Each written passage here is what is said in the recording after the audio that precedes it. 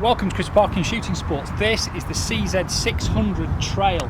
I've been looking forward to this more than any of the others because much as the others have been great and I've done full reviews on them, this one just looks to be a total different item. Now, I haven't shot it at all yet. I literally unboxed it this afternoon.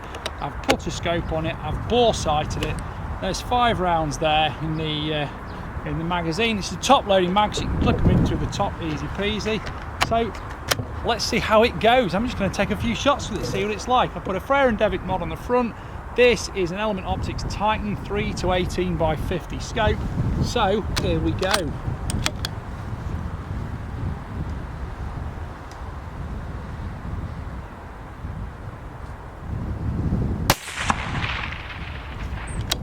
Well, it works.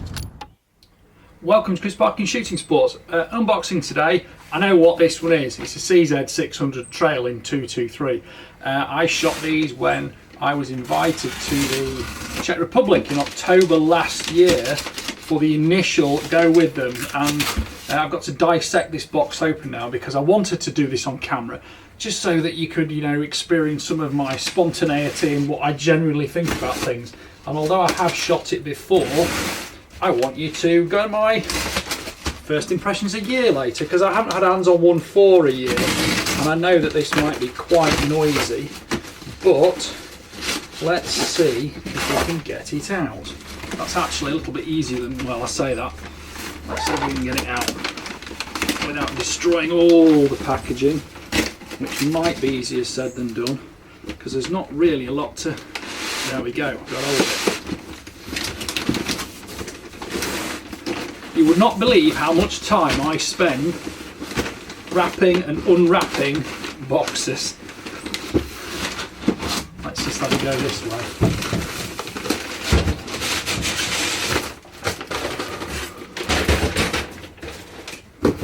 So, here we are. CZ, for those who know. Ooh, lovely.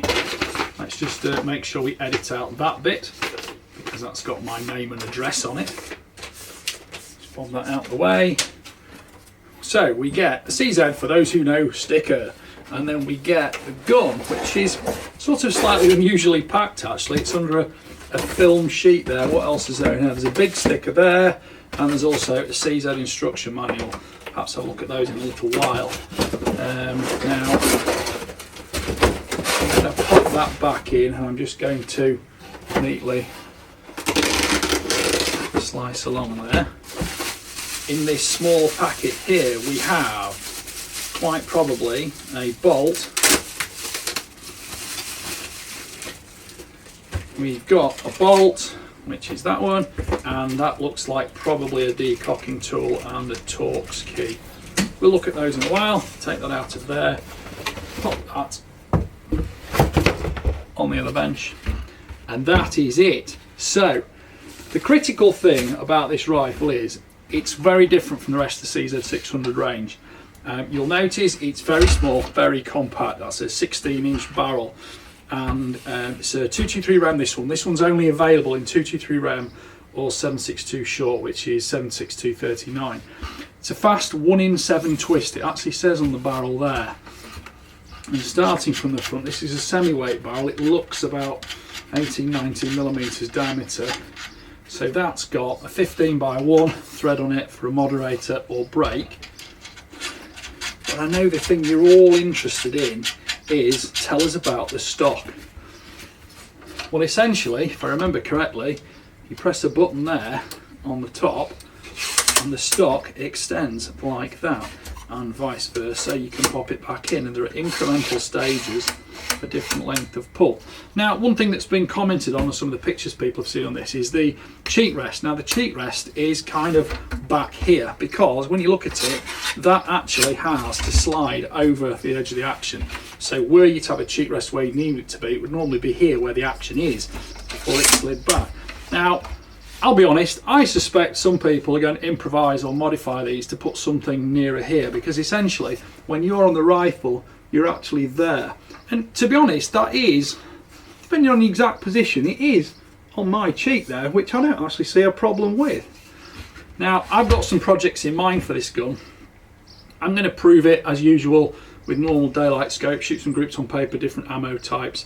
It will, with a 1 in 7 twist, it'll pretty much do anything I've got up to 77 grains. Although my 77 stuff isn't factory, but I've got some 68 factory, some 60, some 72 factory I think I've got. But I've got loads of 55, 53 and 50 grain sporting ammo. So this one's a 223. This uses the same bolt system as all the rest of the 600s, but with this being the smallest 223 action, it's a 3 rather than a 6 lug bolt. And being a 3 lug bolt, you get the same 60-degree lift, it just doesn't have double the rows of lugs. There's no real strength issue in that, it's just a whole size and packaging thing. The bolt heads are removable, if I remember correctly, but you do have to decock the firing pin to do so. Shall I brave it and do that on camera? I should theoretically be able to do this by now. Firing pin comes out like that, the bolt head comes off like that. So I have theoretically got enough experience to have done this a few times. And that then goes in there, turns to there. Oh, and I've done it first time on camera live. Excellent. So we shall see what it's like when it goes back in the gun. So sliding that in there, just reminding myself the bolt release on this is on the side there. Bear in mind I deal with different guns every day. So closing that down, this one, I think this has a different trigger. So it's actually got a 2-stage trigger. Yes, it has, it's a 2-stage trigger. So you can probably see that on the ceiling camera. First stage is there.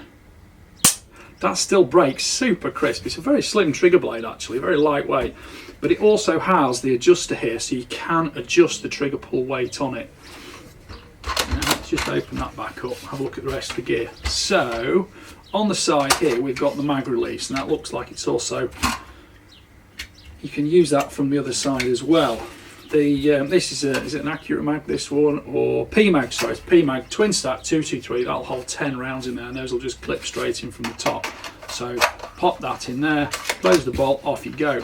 Now, unlike the Alpha or the Ergo or the Range or the Lux, I've managed to remember all the other 4 in the range, this one has actually got a side safety catch here, which clips one position to the other. And this would all appear to be polymer construction, including a nicely knurled grip there, which is actually rather nice. Let me just try and think this through now. The Alpha, Ergo, Lux and Range all have the safety catch which goes through from the top, and then you press it back up from the bottom, whereas here that location is used by the extension bolts or not on the back there. Now these are metal bars here, we've got a really nice grippy rubber recoil pad on there. That's going to lock in the shoulder well, and there's some Picatinny on the front of that, as well as a QR sling stud location point there. That probably looks like the grip will perhaps release off the bottom, and you can maybe use that for storage. I'll have to look at that in more detail for the full review. So 3-lug bolt, got an extended bolt handle here, it's very grippy, and of course you get short lift, short stroke. It's totally set up and designed for 223 or 762 short. The fore end slim, you've got Picatinny rail continuously along the top, so that will make it very easy to fit pretty much any scope you want, or night vision, or thermal. But of course, with all this M-lock, I was thinking to myself, we've got the Magpul logo there, with all this M-lock, I'm thinking to myself, not only can I put any accessories on the side I want to, but specifically for foxing use, it popped into my head last night, I am going to be able to, obviously I can also mount my illuminator under the barrel. So I'll have perfect balance, I'll have a bipod if I need it, and I can have my illuminator here, so I won't get any reflection back off moderators or anything like that for night vision. So we shall see how I get on with this. Is there anything left for me to mention here? You can see the rather nice CZ600 made in Czech Republic logo there. The overall action does appear to be a slightly different shape, but I don't have... Funnily enough, this was dropped off this morning by Parcel Force, and the Alpha in 223 was literally, I've basically swapped boxes, that's gone back with Parcel Force to Sportsman Gun Centre, who supply me these rifles to review. So it would have been really fun to test them together, because of course the Alpha, which you may have seen the review of on my channel, has got the slightly longer 223 barrel, same 1 in 7 twist rate on it, and it would have been interesting to compare them a little bit side by side, because that action does seem slightly different. And of course, you've got the integral Picatinny rail on it as well. So the fundamentals are the same, but the visuals are very different, and it's deep on the side. Now you can see some traces of red thread lock on here, which are the pinch bolts for the barrel system, and also for the M-locks. Sorry, for the fore-end handguard here. Now, CZ don't really want us to swap barrels on these anymore. They decided against it. Nothing because there's actually a problem with the guns, just the fact that some people can't read instructions, but let's not talk about them because they spoil it for the rest of us. But this, I've been thinking about it for a year. I'm thinking, will it really appeal to sort of tactical shooters, short-range shooters? It's definitely very dynamic, but as actually a pest control foxing tool, something like that, there's a huge amount to be said for the fact it's so compact. And if you're driving around the farm in a tractor or in a truck or something like that, and you see foxes, I can't really take my eyes off it, boys. Sorry, I'm not looking at all you. I'm just drowning in all the things I'm seeing on this gun. You know, if you're driving around the vehicle, it's so compact to just keep in the vehicle with you, obviously with respect to the law, but certainly around the farm and places like that. How handy is that? And of course, especially in a cab manoeuvring around, if you need to take a shot left-handed out of the driver's window, the gun is there. You know, if you're going to pop it down in the footwell next to you for the passenger to shoot, or the left-hand window, again, it's just got that much versatility to it. And unlike an AR-15, you haven't got the rattle of the stock and the rattle of the bolt, because obviously, yes, we're not shooting semi-automatic ones or fully automatic ones, but even then, when you chamber an AR-15, it's best just to, you know, pull the handle back, let it go under its own spring tension, because the mechanism needs that momentum to make sure it chambers the round correctly. Whereas with a bolt action rifle like this, you're in full control. Couple of little points I didn't mention, which I probably ought to cover, in the fact that because you got that little spring on there, which is the ejector pin, extractor claws on the side of the bolt, and the bolt is semi-controlled feed, so the rounds do pop up nicely and slide into the chamber. But because you've got that sprung pin there, which is actually the ejector, when you cycle the bolt, you can actually feel the whole mechanism. It's sort of just slightly dampened against it. So if I open the bolt to there, that's basically where the ejector pin is, and here I can just feel a little bit of spring, which is that pin there, springing backwards and forwards, so it sort of softens the gun slightly. Now this is brand new, it's out the box, you've just seen it out the box. How slick is that bolt already? I'm actually a lot more excited about this than I thought I would be, because I've been doing a lot with the Alpha, a lot with the Ergo, and I thought the Ergo would be my favourite of them all, but I can't deny this has got a certain charm to it. So I'm going to get out this weekend, get some target shot with it, prove it with the rimfire, so prove it with the day scope, and then we will swap to night vision and do more with this, because I'm just picturing a, you know, PAR 008, might use the S, might use the SLRF. I'm not one for using LRF so much on foxing, because I prefer to shoot known territory, and I kind of know my distances. I use point blank and zero and things like that. I'll be interested to chronograph this short barrel.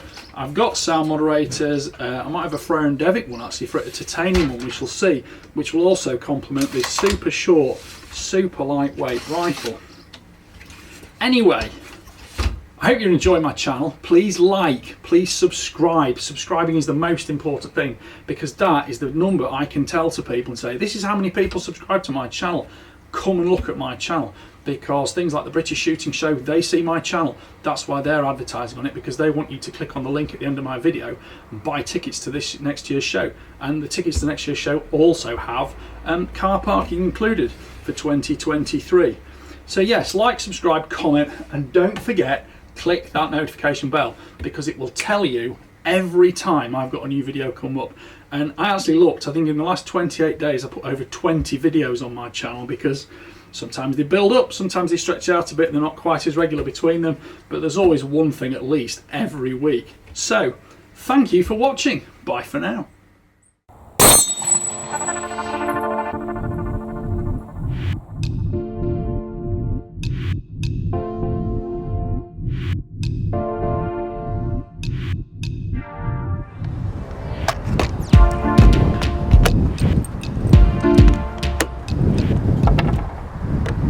Apologies for the wind noise, but you know, that's what impromptu filming does. You don't have time to set everything up, and I'm chasing daylight at the moment.